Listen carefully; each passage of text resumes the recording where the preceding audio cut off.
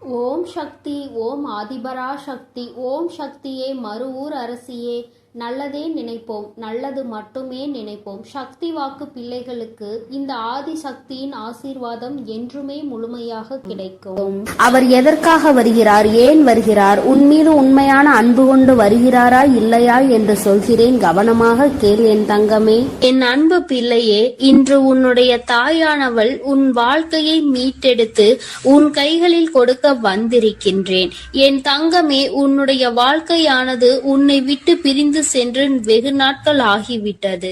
என் பிள்ளை, நீயோ கண்ணீரில் அங்கு தத்தளித்து கொண்டிருக்கின்றாய். நம் வாழ்க்கை கடைசி வரையிலும் இவர்களோடுதான் தொடரும் என்று நினைத்தது இப்படி பாதியிலேயே நின்றுவிட்டது. இனிமேல் நமக்கென்று என்ன நம்பிக்கை இருக்கிறது என்று என் குழந்தை நீ சிந்தித்து கொண்டிருக்கின்றாய். என் தங்கமே, இப்பொழுது அந்த உறவு தான் சிக்கிய மாய வலையில் இருந்து மீண்டு வர தொடங்கிவிட்டார்.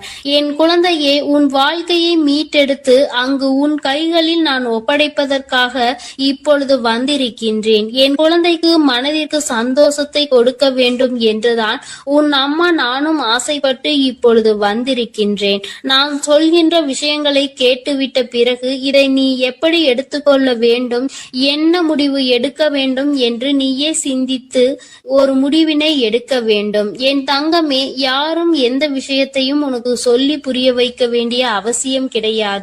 இந்த வாழ்க்கை உனக்கு இத்தனை நாட்களும் கற்றுக் கொடுத்த பாடங்களில் இருந்து எத்தனையோ அனுபவங்களை தெரிந்து கொண்டு விட்டாய். நிச்சயமாக நீ தெரிந்து கொண்ட ஒவ்வொரு விஷயங்களும் உன்னை எந்த அளவிற்கு பக்குவப்படுத்தி இருக்கிறது என்று ஒரு முறை நீ சிந்தித்தால் அம்மா சொல்கின்ற விஷயங்கள் எல்லாமே உனக்கு தெளிவாக புரியும். என் தங்கமே, உன் வாழ்க்கையை பற்றிய பயம் உனக்கு அதிகமாக இருந்து கொண்டிருக்கிறது. ஒருவரை சார்ந்து வாழ்ந்ததனால்தான் இன்று அந்த உறவு உன்னை விட்டு பிரிந்து செல்லும் பொழுது உன்னால் அதனை ஏற்றுக்கொள்ளவும் முடியவில்லை. தனியாக நின்று இந்த வாழ்க்கையை உன்னால் சமாளிக்கவும் முடியவில்லை. பிரச்சனைகள் தொடர்ந்து வந்து கொண்டே இருப்பதால் இந்த வாழ்க்கையில் என் பிள்ளை நீ தவித்து நின்று கொண்டிருக்கின்றாய். உன்னுடைய தவிப்பு அடங்குவதற்கு முன்பாகவே இன்று இந்த தாயானவள் உனக்கான அந்த உறவை மீட்டு மீண்டும் உன்னிடத்தில் ஒப்படைக்க வந்திருக்கின்றேன். அதற்கான நல்ல வாக்கினை கொண்டு என் தங்கமே நான் வந்திருக்கின்றேன்.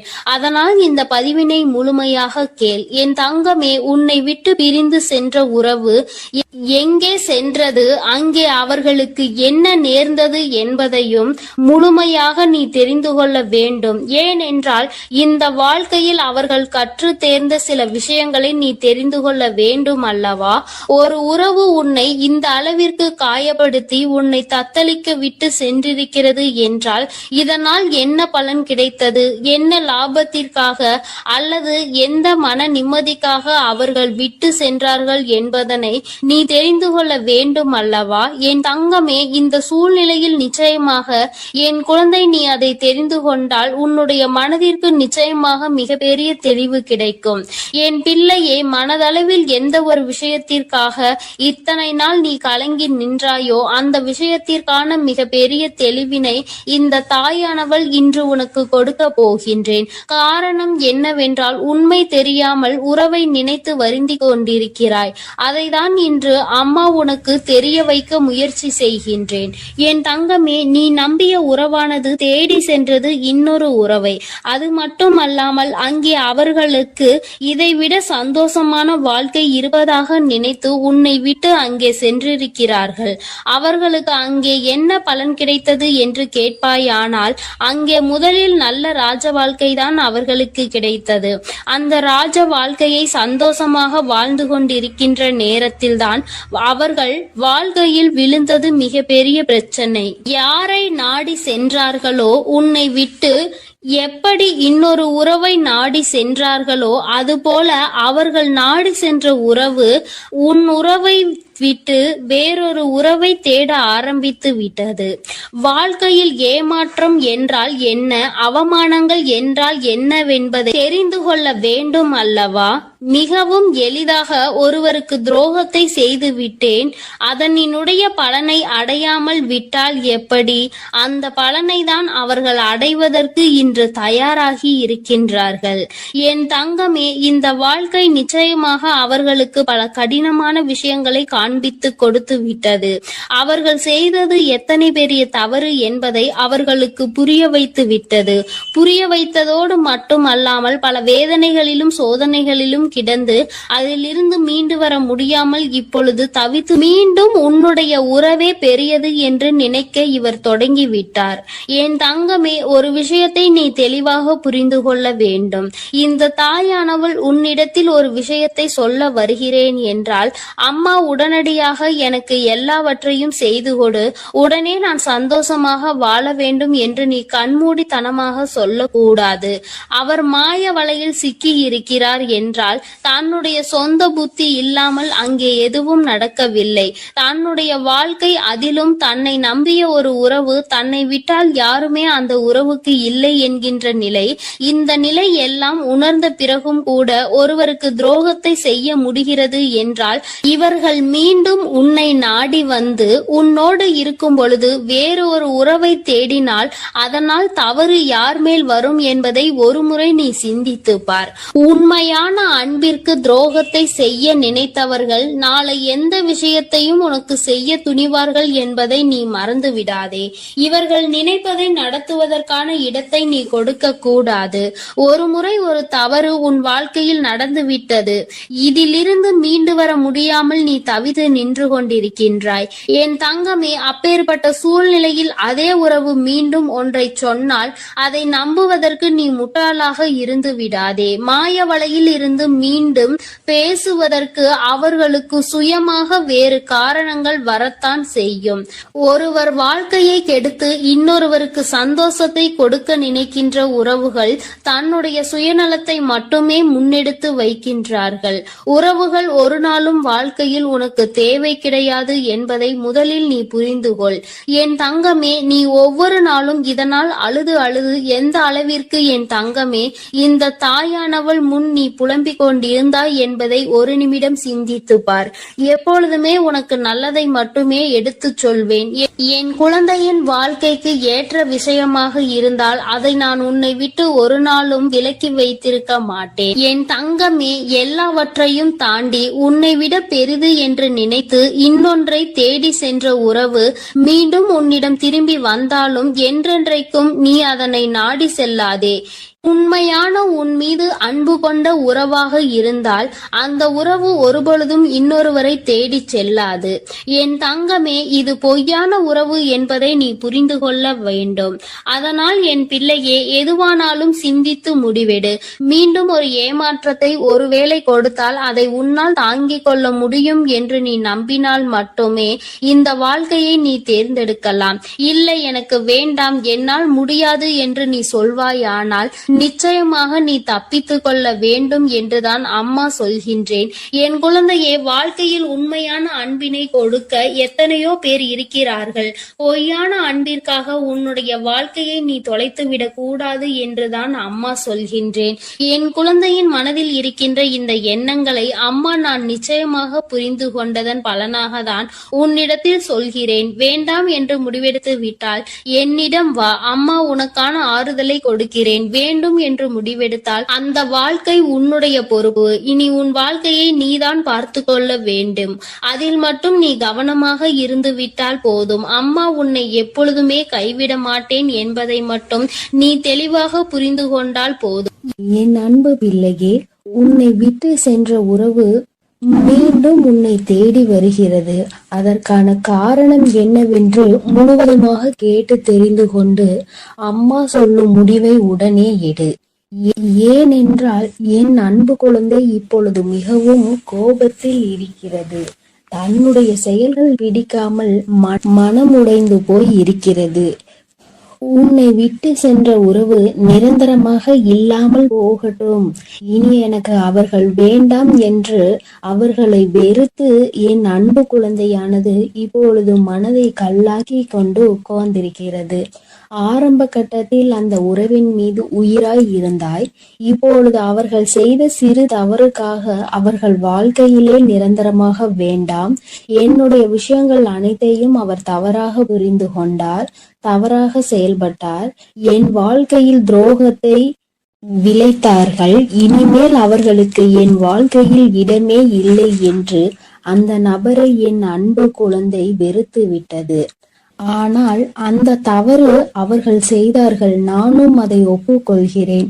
ஆனால் என் அன்பு பிள்ளையே, நீ மனதுருகி அழுதாய் அல்லவா?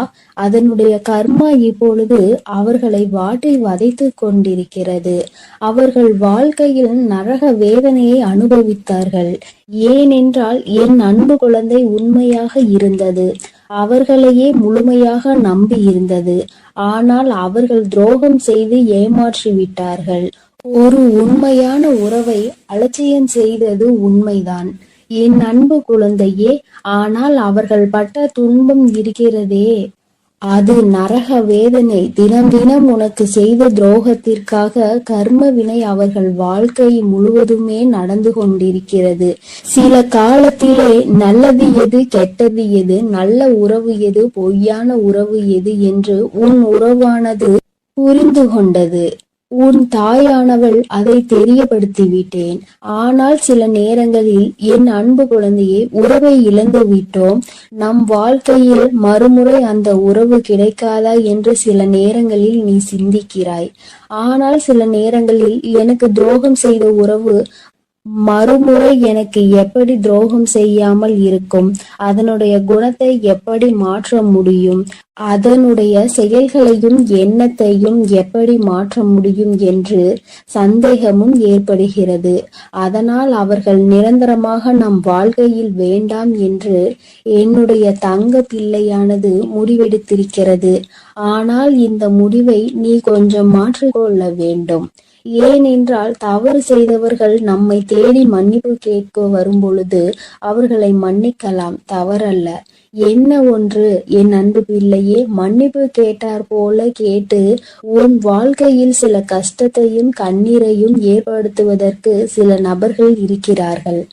ஆனால் உன் உறவானது மறுமுறை தவறு செய்யாத அளவிற்கு தக்க பாடத்தை உன் அன்னை கொடுத்திருக்கிறேன்.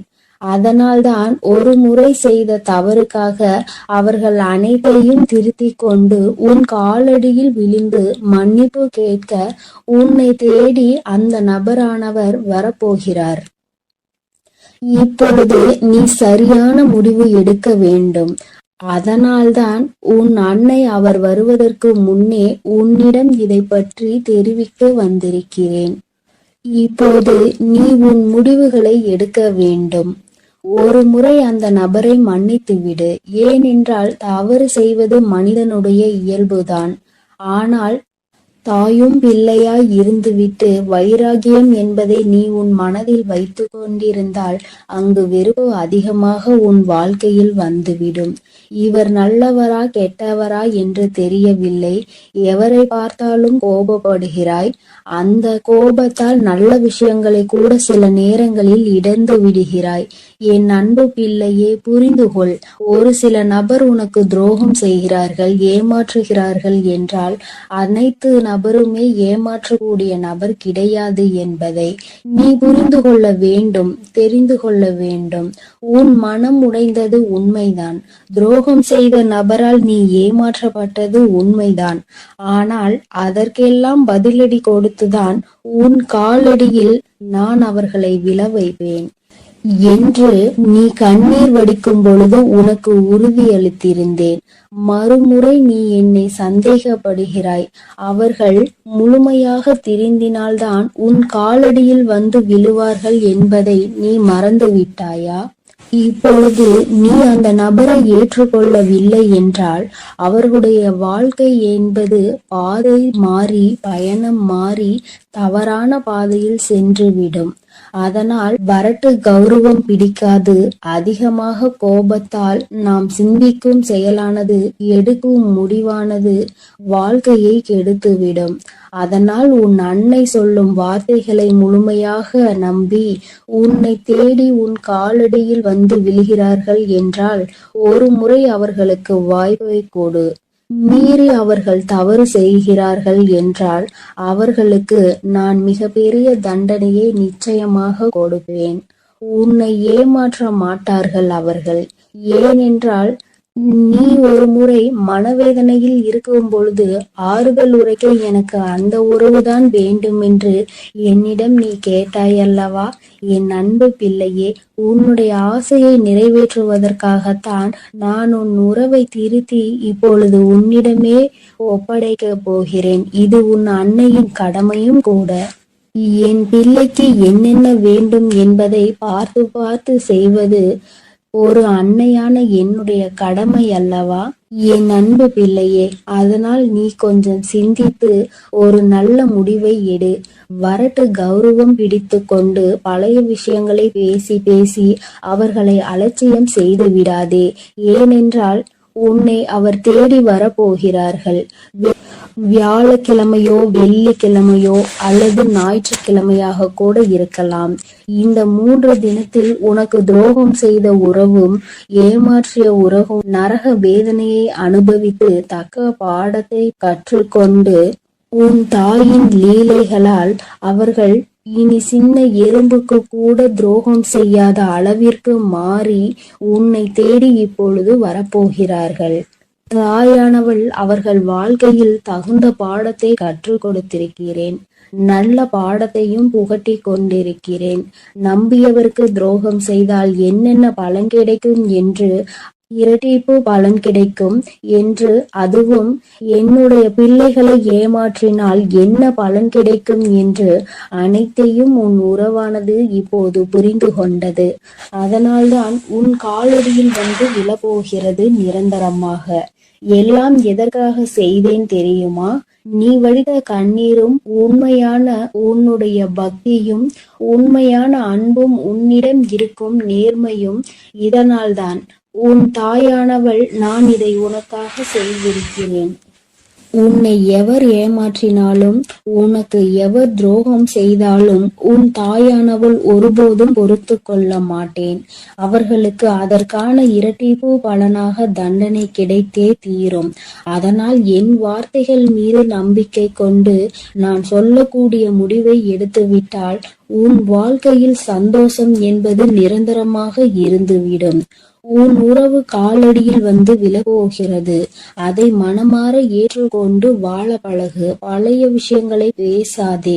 பழைய விஷயங்களில் புத்தி காமித்தால் பழைய நிலைக்கு மாறுவதற்கு சிறிது காலம் எடுக்காது. ஆனால் திரும்பி வரும் பொழுது அவர்களை பழைய விஷயத்தை சொல்லி சொல்லி காமித்து அவர்களை மென்மேலும் கஷ்டப்படுத்த கூடாது. பிறகு அவர்கள் வாழ்க்கையில் தவறான முடிவுகளை எடுத்து விடுவார்கள். அதனால்தான் உன் அன்னை இப்பொழுது இந்த முடிவை எடுக்க சொல்கிறேன் என் அன்பு பிள்ளையே. அதனால் நீ சிந்தித்து ஒரு நல்ல முடிவை சீக்கிரமாக எடுத்துவிடு. ஏனென்றால் அவர்கள் உனக்காகவே வந்து கொண்டிருக்கிறார்கள். அவர்கள் முழுமையாக தெரிந்து விட்டார்கள். உன் அன்னை சொல்கிறேன் அல்லவா, என் மீது நம்பிக்கை கொண்டு உன் வாழ்க்கையை நீ ஆரம்பி என் குழந்தையே. அதில் உன்னை எப்பொழுதும் நானே வழிநடத்தி செல்கிறேன். நான் உன்னோட இருக்கிறேன். நான் உனக்காகவே இருக்கிறேன். நான் இருக்கும் பொழுது நீ எதற்காகவும் கவலை கொள்ள வேண்டாம் என் தங்கமே. நீ நல்லதையே நினை. உன் வாழ்வில் எப்பொழுதும் நான் உனக்கு நல்லதை மட்டுமே செய்து கொடுக்கிறேன். என் அன்பு பிள்ளையே, ஒரு முக்கியமான செய்தியை இன்று உன்னிடம் சொல்வதற்காக உன் வராகி அம்மா நான் வந்திருக்கிறேன். ஏனென்றால் நான் கண்ட காட்சி ஒன்று என்னை கண்கலங்க வைத்து விட்டது. அதை உன்னிடத்தில் சொல்லிவிட வேண்டும் என்றுதான் அம்மா வந்திருக்கிறேன். என்னை விட்டு பிரிந்து சென்ற உன்னுடைய துணையினுடைய இல்லத்திற்கு அம்மா சென்றிருந்தேன். பிரிவிற்கு காரணம் என்னவென்பது உன் பக்கம் ஒரு நியாயம் இருந்தாலும் அவர்கள் பக்கம் இருக்கின்ற நியாயத்தையும் தெரிந்து கொள்ள வேண்டும் அல்லவா? அது என்னவாக இருக்கும் என்று அறிந்து கொள்வதற்காக தான் உன் அம்மா நான் அங்கே சென்றிருந்தேன்.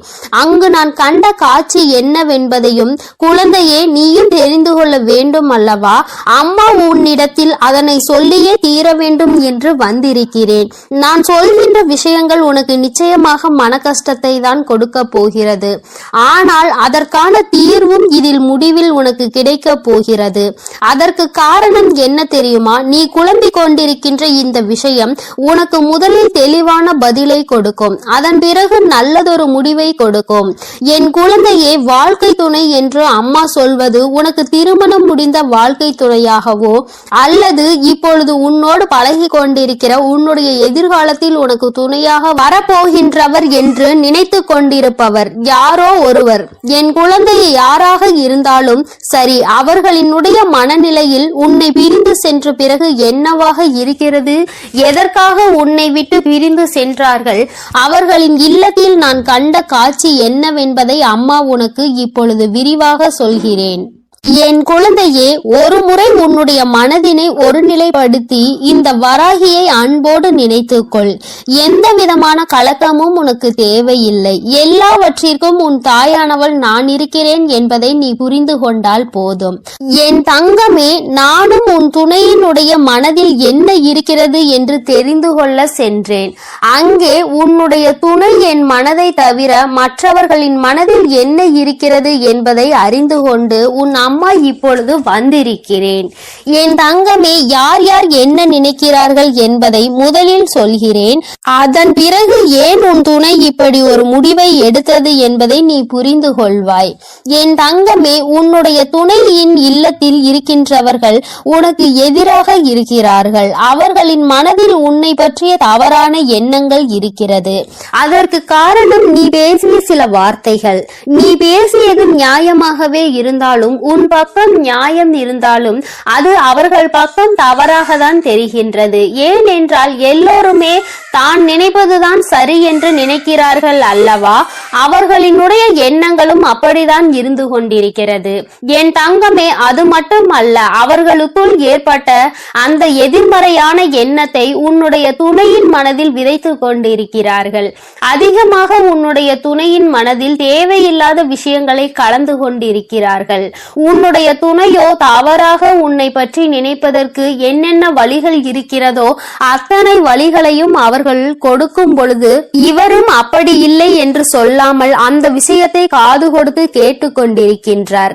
என் தங்கமே, உன்னுடைய வாழ்க்கையில் இது போன்ற ஒரு விஷயம் நடக்கிறது என்னும் பொழுது என் குழந்தை அதை உன்னால் ஏற்றுக்கொள்ள முடியாது என்பது நான் நன்கு அறிந்த விஷயம்தான். ஆனால் இவையெல்லாம் நடக்கும் பொழுது உன்னுடைய துணை அமைதி காத்ததற்கு என்ன காரணம் என்பதையும் தெரிந்து கொள்ள வேண்டும் அல்லவா? எத்தனைதான் நீ அவருக்கு உயிராக இருந்தாலும் அவர்களினுடைய குடும்பம் என்று வரும் பொழுது அங்கே அவர்களினுடைய மனது சிறிதும் தடுமாற்றம் அடையத்தான் செய்கிறது. ஏனென்றால் நீ பேசிய வார்த்தைகள் அவர்களுக்கு வேதனையை கொடுத்தது என்று உன் துணையிடம் சொல்லும் பொழுது உன்னுடைய துணை என் மனதும் பெரிது சஞ்சலம் படத்தான் செய்கிறது. நம்முடைய வாழ்க்கை துணையாக காலம் முழுவதும் வரக்கூடியவர்கள் இப்பொழுதே நம் குடும்பத்தினருக்கு இடையே இத்தனை பிரச்சனைகளை ஏற்படுத்தி விட்டால் நாளை எப்படி இங்கே வந்து ஒற்றுமையாக இருக்க முடியும் என்று அவர்கள் நினைக்கிறார்கள். என் தங்கமே, அவர்களினுடைய எண்ணங்களை தவறு என்று முழுமையாக சொல்லிவிட முடியாது. நீ செய்தது சரி என்றும் முழுமையாக சொல்லிவிட முடியாது. அம்மா சொல்வது சரிதானே என்று ஒரு முறை நீ சிந்தித்து பார். என் தங்கமே, நீ நியாயமாகவே பேசியிருந்தாலும் ஆனால் யாரை பேசினோம் என்பதில் சிறிது கவனம் இருக்க வேண்டும். என் தங்கமே, உன்னுடைய வாழ்க்கை துணையினுடைய சம்பந்தப்பட்டவர்களாக இருக்கும் பொழுது சிறிதளவு கவனம் தேவை. அதற்காக அம்மா நீ நியாயத்தை எடுத்து சொல்லக்கூடாது என்று சொல்லவில்லை. அதற்கான சரியான நேரத்தை நீ எதிர்பார்த்து நிற்க வேண்டும் என்றுதான் அம்மா சொல்கிறேன். சூழ்நிலைகள் உனக்கு சாதகமாக இல்லாத பொழுது நீ பேசியதுதான் இத்தனை பிரச்சனைகளுக்கும் காரணமாக மாறிவிட்டது. இப்பொழுது அது எந்த அளவிற்கு வந்து நிற்கிறது என்று பார்த்தாயா? உன்னை உன் துணையிடம் இருந்து பிரிக்கின்ற அளவிற்கு திட்டம் தீட்டுகின்ற அளவிற்கு இந்த விஷயம் தொடங்கிவிட்டது. என் தங்கமே, எதுவாக இருந்தாலும் உன்னுடைய துணை காத்த அந்த அமைதிக்கு காரணம் நீ அவர்களின் பேச்சையும் மீறி பேசிவிட்டாய் என்கின்ற ஒரு வருத்தம். மற்றபடி அவரின் மனதை அங்கே மாற்றுகின்ற முயற்சிகள் எதுவும் அவரிடத்தில் எடுபடவில்லை. அதை அவர் காது கொடுத்தும் கேட்பது போல உட்கார்ந்து கொண்டிருக்கிறார் என்பதற்காக மேலும் மேலும் பேசிக்கொண்டே அவரினுடைய மனநிலையை மாற்ற முயற்சிகள் நடக்கிறது. ஆனால் இது பயனளிக்காது என்பதனை இப்பொழுது அவர்களுக்கு உணரத் தொடங்கிவிட்டார்கள். இருந்தாலும் நம்மால் ஆன முயற்சிகளை செய்து பார்ப்போம் என்று செய்து கொண்டிருக்கிறார்கள். சரி, அவர்கள் செய்வதை செய்துவிட்டு போகட்டும். ஆனால் உன்னுடைய உண்மையான அன்பு, உன்னை என் மீது நீ கொண்டிருக்கின்ற நம்பிக்கை நிச்சயமாக அவரினுடைய மனதை ஒரு நாளும் மாற்றிவிடாது. அவர்களினுடைய எண்ணங்கள் முழுவதும் அவசரப்பட்டு பேசிவிட்டாய் என்கின்ற வருத்தம் தானே தவிர அவரிடத்தில் எந்த ஒரு ஆலோசனைகளையும் கேட்கவில்லையே என்கின்ற மன கஷ்டம் தானே தவிர உன் மீது எந்த விதமான கோபதாபங்களும் அவருக்கு இல்லை என் தங்கமே. அதனால் இந்த உறவு மீண்டும் தொடரப்போகின்ற உறவு, இந்த பந்தம் மீண்டும் உன்னோடு காலம் முழுவதும் வரப்போகின்ற பந்தம். அதனால் உனக்குள் எந்த விதமான கலக்கங்களும் தேவை கிடையாது. மற்றவர்களினுடைய எண்ணங்கள் உனக்கு எதிராக இப்பொழுது இருக்கிறது. ஆனால் என் தங்கமே, உன்னுடைய சூழ்நிலை மாறும் பொழுது நிச்சயமாக அவர்களின் மனநிலையும் தானாகவே மாறிவிடும். எப்பொழுது ஒரே பிடியில் நின்று கொண்டிருக்க முடியாது. அவர்களுக்கு அவரவர்கள் குடும்பத்தில் இருக்கின்றவர்களின் வாழ்க்கை முக்கியமானதாக தோன்றும் பொழுது தேவையில்லாமல் அடுத்தவரின் விஷயத்தில் தலையிடக்கூடாது என்ற எண்ணம் தோன்றும். அதற்கு அவர்கள் வாழ்க்கையில் இது போன்ற ஒரு சம்பவம் நடக்க காத்து கொண்டிருக்கிறது. அதிலிருந்து நல்ல பாடத்தை கற்றுக்கொண்டு வந்து உன் வாழ்க்கையில் தலையிடக்கூடாது என்பதை நிச்சயமாக புரிந்து கொள்வார்கள். என் குழந்தையே, இனிமேல் எந்த விஷயமானாலும் துணையினுடைய குடும்பத்தாரின் சம்பந்தப்பட்ட விஷயமாக இருந்தால் அவரிடத்தில் சிறிது ஆலோசனை பெற்றுவிட்டு பிறகு நீ நிச்சயமாக உனக்கு அதில் இருந்து நல்ல பலன்கள் கிடைக்கும். மாறாக உன்னுடைய சொந்த முடிவாக இருக்கும் பட்சத்தில் நமக்கு கஷ்டம் வரும் பொழுது அதில் இவரால் எந்த விதமான உதவியும் செய்ய முடியாமல் ஒதுங்கி நின்று வேடிக்கை மட்டும்தான் பார்க்க முடியும் என்பதை நீ இப்பொழுதுதானே நடந்து கொண்டிருப்பதை பார்த்து புரிந்து கொண்டிருக்கிறாய். என் தங்கமே, இனி ஒரு நாளும் இந்த சூழ்நிலை உன் வாழ்க்கையில் வராமல் நீ பார்த்து கொள்ள வேண்டும். உன்னை சுற்றி நடக்கின்ற விஷயங்கள் எல்லாம் எதை சார்ந்தது என்பதை நீ புரிந்து கொள்ள வேண்டும். உன்னுடைய அழகான வாழ்க்கையை மீண்டும் உன் கைகளில் நிச்சயமாக நான் கொடுப்பேன். மற்றவர்களின் மனநிலையை மாற்றி உன் கைகளில் அதை கொடுக்கின்ற நேரம் மறுபடியும் வரும். அதை நீ நிச்சயமாக எக்காரணம் கொண்டும் இழந்து விடாமல் பார்த்து கொள்ள வேண்டியது உன்னுடைய பொறுப்பு. என் தங்கமே, இந்த வராகி அம்மாவினுடைய ஆசீர்வாதங்கள் உனக்கு எப்பொழுதும் இருந்து கொண்டுதான் இருக்கிறது. ஆனால் உன்னுடைய வாழ்க்கை உன் கையில் தான் இருக்கிறது என்பதை நீ மறந்து விடாதே. சர்வ நிச்சயமாக இந்த வராகியானவள் கொடுத்த வாக்கினை நிச்சயமாக நிறைவேற்றி காட்டுவாள். நான் உன் வாழ்க்கையை உன் கைகளில் கொடுக்கிறேன் என்று சொல்லி இருக்கிறேன் அல்லவா? சர்வ நிச்சயமாக உன் வாழ்க்கையை நான் உன் கைகளிலேயே ஒப்படைப்பேன். அதுவரையிலும் நீ சற்று பொறுமையாக நம்பிக்கையோடு காத்திருந்தால் மட்டும் போதும். நடப்பது எல்லாம் என் அன்பு குழந்தைக்கு இந்த ஆதிபரா சக்தியின் அன்பும் ஆசீர்வாதமும் முழுவதுமாக கிடைக்கும். ஓம் சக்தி, ஓம் ஆதிபரா சக்தி.